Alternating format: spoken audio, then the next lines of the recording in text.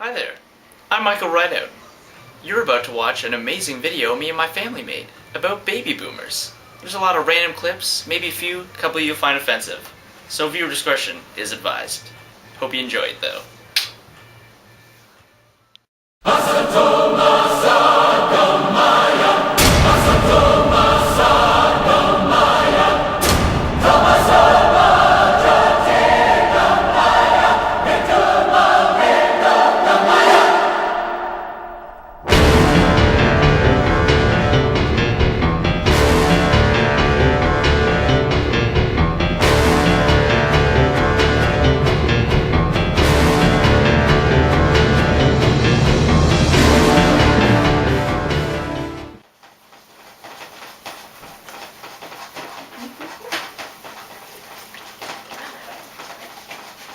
Whoa, hi there!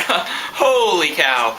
I'm Michael Rideout, and today we're gonna look at a dramatic reenactment of what could have caused baby boomers. Alright, here with me today, my good friends Apocalypto and Predator. Now the year is 1946, and Apocalypto has been fighting World War II for many years now, I'd say probably about 4. He's been home alone from his beautiful new bride, Predator. And let's just say that tensions are high, emotions are rampant. Let's see what happens.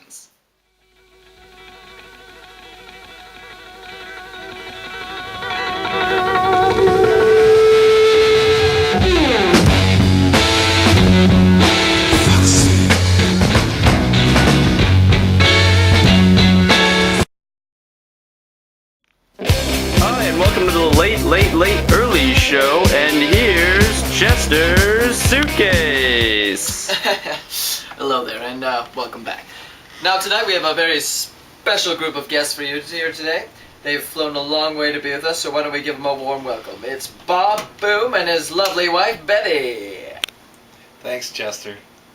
No, thank you. Thank you for coming all this way. Now, what year were you guys born in, if you mind me asking that? Is Well, I was born in 1956. And I was born in 1961. Oh, fabulous. So you do fall into the category, that much is clear. So what can you tell me about growing up as a child? Like, for example, how many siblings did you guys have? Well, I had 3 brothers and 1 sister.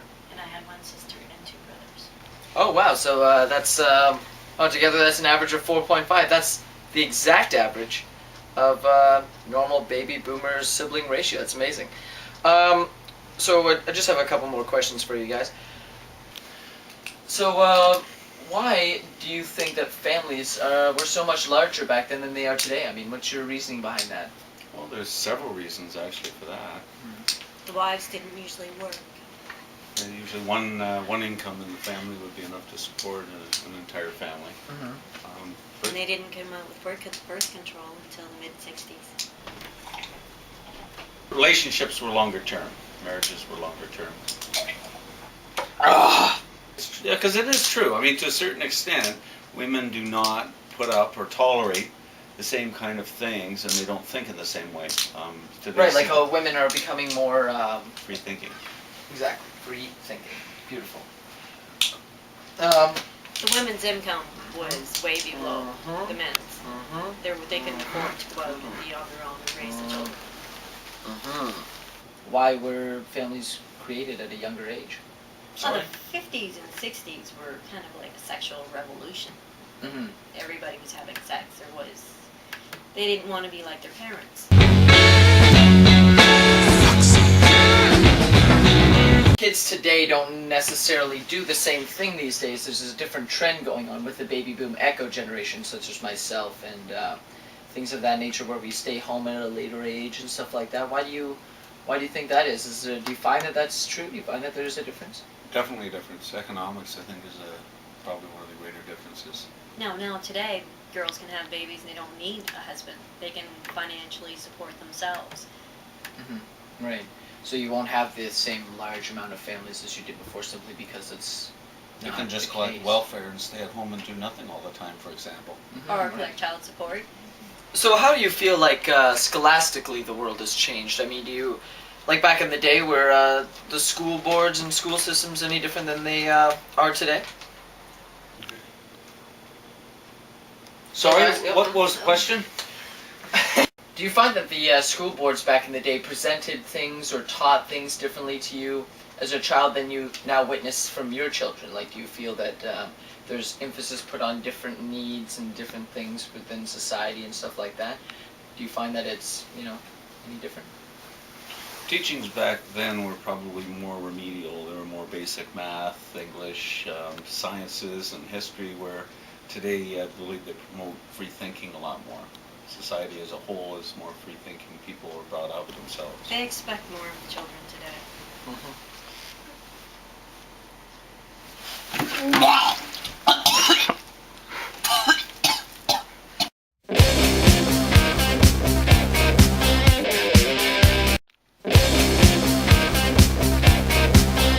Hello, people. Welcome back to the Late Early Show. I'm Chester Suitcase, as always.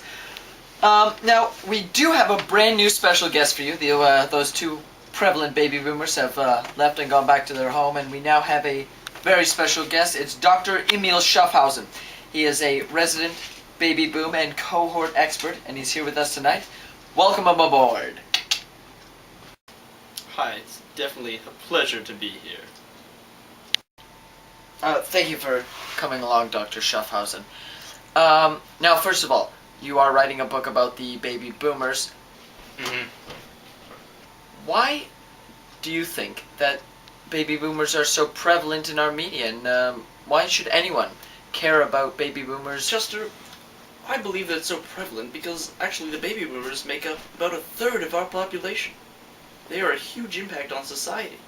They determine all kinds of things, and right now, since they're hitting an older age, there's so many retirement commercials on and pension packages, etc. Now, what about for people more closer to our generation? What are those people called? The what exactly? The baby boom echo, actually. Mm-hmm. What can you tell us about Generation X? I've heard a lot of things about this, but I'm just not quite sure what it is. Well, actually, Chester, it's funny that you mentioned them. I actually mastered them in university and studied them quite excessively. Generation X is actually the aftermath of basically the baby boomers. They're the in-between between the baby boomer echo and the baby boomers themselves. They're basically a very decline in population and reproduction. So now, Dr. Schaffhausen, we've been talking a little bit about the baby boomers and Generation X and, in fact, the Echo. What are all these groupings called? I mean, how do I refer to them multiply, if you know what I mean? Well, Chester, the baby boomers and such forthways are actually things called cohorts. And cohorts are basically people defined by a certain age. Like baby boomers are born between the years of 1944 to 1966. And the baby boomer echo is, of course, 1980 to 1995. They're basically defined by how old they are.